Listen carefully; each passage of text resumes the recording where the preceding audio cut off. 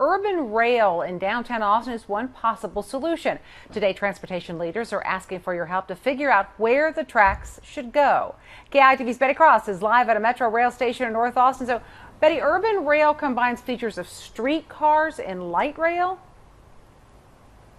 That's exactly right. In fact, urban rail is very different than the commuter rail we're used to seeing at stations like this one. And urban rail could be coming to downtown Austin.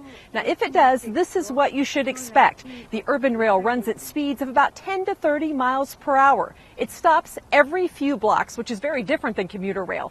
And in addition, it's basically a train that would run about every 10 minutes during rush hour. Now, it's a different type of rail system that transportation leaders say could entice more drivers off city streets. Austin is being called a victim of its own success. Oh, look, it's Central Texas. This video spells it out. 100 people move here each day, and the growth gets in everyone's way. Project Connect, our region's vision for connecting Central Texans with high-quality, reliable transportation choices. The not-so-distant future outlined by Project Connect hinges on urban rail. There's no alternative, really. Today, Mayor Lee Leffingwell says it's time to focus on the area inside this orange box. He wants to use urban rail to connect the dots in the Central Corridor.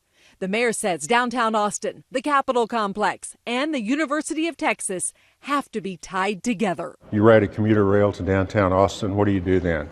How do you get to where you're going? That's the problem this is intended to solve. Merging rail with traffic on Central Texas streets will cost taxpayers up to $300 million. The bond project is expected to go to voters next year.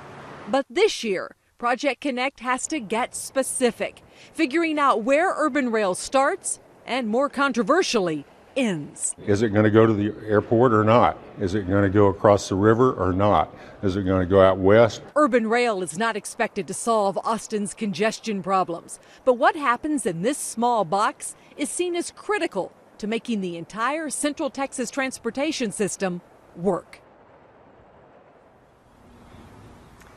Now, if voters give the go-ahead in 2014, the urban rail line in downtown Austin would link Metro Rail, which is right here, and of course, Lone Star Rail.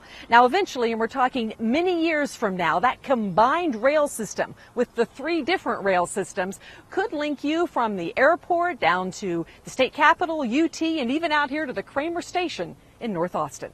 Judy?